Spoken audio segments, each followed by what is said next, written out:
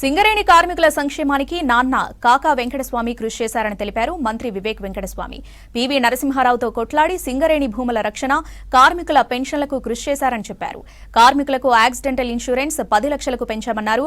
Gig workers భద్రత కోసం gig workers చట్టాన్ని అసెంబ్లీలో ప్రవేశపెట్టామని తెలిపారు. కేవలం ఓట్ల కోసం మాజీ మంత్రి హరీష్ రావు హామీలిచ్చారని విమర్శించారు వివేక్. సిద్దిపేటలోని కాంగ్రెస్ ఆఫీసులో భవన నిర్మాణ కార్మికుల సమీక్షా సమావేశంలో పాల్గొన్నారు మంత్రి.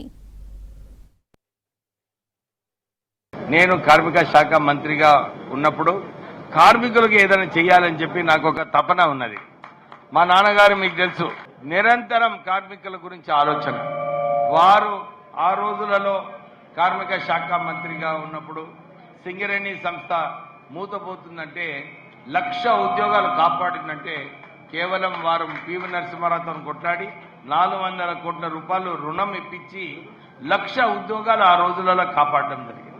తర్వాత వారు మా కార్మికులకు పిఎఫ్ ఉండదు, వీళ్ళందరికీ కూడా పిఎఫ్ కల్పించాలని చెప్పి అన్ని చోట్ల కూడా అన్ఆర్గనైజ్డ్ లేబర్లు కూడా వారు పిఎఫ్ ఆ రోజులలో ఇప్పించడం జరిగింది. ఫస్ట్ నేను మంత్రిగా అయినప్పుడు మీరు ఏదైతే ఎదురు చూస్తున్న 6 లక్షల నుంచి 10 లక్షల వరకు యాక్సిడెంట్ ఇన్సూరెన్స్ స్కీమ్ కావాలంటే, కానీ అది ఒక మంచి కార్యక్రమం తీసుకోవడం జరిగింది. మీకు మేలు కావాలి, లేదు ఈ చాలా మంది పనిచేస్తుంటారు, యాక్సిడెంట్ అయితే 10 లక్షలు ఇచ్చినా కానీ తక్కువనే ఇద్దాము 10 లక్షలు అని చెప్పి ఆ రోజులలో ముఖ్యమంత్రిని నచ్చజెప్పి నా పరిధిలో ఉన్నందుకు ఇమీడియట్లీ నేను ఆ స్కీమ్ అమలు చేయడం జరిగింది. తర్వాత కార్మికులకు మీరు ఇప్పుడే చెప్పినారు, గిగ్ వర్కర్స్ చట్టం తీసుకురావడం. గిగ్ వర్కర్స్ చట్టం కూడా దేశంలో చాలా రాష్ట్రాలు 4-5 రాష్ట్రాల్లో ఇంప్లిమెంట్ చేసినారు. కానీ మన గిగ్ వర్కర్స్ యాక్ట్లో ఒక భద్రత, ఒక గిగ్ వర్కర్స్ న్యాయం ఎట్లా చేయాలి. నాకు ఇంకొక ఆలోచన ఉంది. మన దగ్గర చాలా మంది హమాలీలు ఉంటారు. నేను చెప్పిన హరికృష్ణ గారికి హమాలీస్ కోసం కూడా ఒక చట్టం తీసుకురావాలి. వారికి కూడా సెస్ ఏదైతే మన కన్స్ట్రక్షన్ వర్కర్స్ కి సెస్ చేసి మీకు కొన్ని స్కీమ్స్ పెట్టడం జరిగిందో హమాలీ రంగంలో కూడా చేసే అవసరం ఉంది. ఇతర కార్మిక సోదరులు, ఎందుకంటే మీ సంఘంలో 14 సంఘాలు ఉన్నాయి.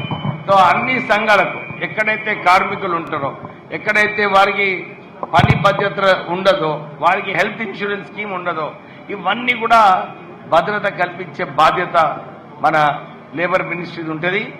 డెఫినెట్లీ నేను ఒక్కొక్క సెగ్మెంట్ పరిశీలించి వీరికి న్యాయం అయ్యేలాగా కొత్త చట్టాలు తీసుకొచ్చి వారికి న్యాయం చేయలాగా, వారికి కూడా గవర్నమెంట్ తరఫు నుంచి ఆదుకునేలాగా పని చేయాలని చెప్పి నాకు ఆలోచన ఉన్నది.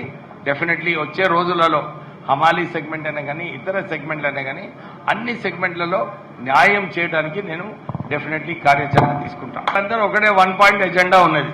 నేను చూసింది మీకు భవనం కావాలి, అంతే కదా. నేను వచ్చేటప్పుడే హరికృష్ణ అడిగినా, నేను ఇక్కడ భూమి ఎక్కడుంటాయా వాళ్ళు అడిగినప్పుడు, మనం ఒక ఎకరం భూమి అయితే వాళ్ళకి అలాట్ చేసేది అవసరం ఉంటుంది. మనము గవర్నమెంట్ భూమి ఎక్కడ ఉందో కనుక్కొని చెప్తే డెఫినెట్లీ మీకు ఒక త్వరలోనే నేను రేపు ముఖ్యమంత్రి గారితో కలుస్తున్నా, ఈ విషయం కూడా వారికి చెప్తా. మా సిద్దిపేటలో మా భవన నిర్మాణం కార్మికులకు ఒక భవనం కట్టించే అవసరం ఉన్నది. ఫస్ట్ ల్యాండ్ అలాట్మెంట్ చేపించి, ఎందుకంటే నేను వారం రోజుల్లో చేస్తాను చెప్పనయ్యా. హరీష్ రావు చెప్పినట్టు నేను చెప్పలేను, ఎందుకంటే దీనికి టైం అవుతుంది. అప్పుడు ఆయన ఎలక్షన్లు ఉన్నాయని అంటే చాలా వాగ్దానాలు చేసినారు. టీఆర్ఎస్ పార్టీ రాష్ట్ర వ్యాప్తంగా ఇష్టం వచ్చినట్టు వాగ్దానాలు చేసి ప్రభుత్వంలో అప్పుల ప్రభుత్వం ఉండే 8 లక్షల కోట్ల అప్పు తీసుకొచ్చి మళ్ళీ దాని మీద ఒక 40,000 కోట్ల బకాయిలు పెట్టిరు బిల్లులు. వాళ్ళకు నిధులు లేకుంటే కేవలం ఓట్ల కోసము మీకు ఎట్లయితే మాటిచ్చిండో అట్లనే చాలా మందికి ఇట్లనే టీఆర్ఎస్ వాళ్ళు చేయడం జరిగింది. మీకు నేను మాట ఎందుకు ఇస్తున్నానంటే టైం అవుతుంది.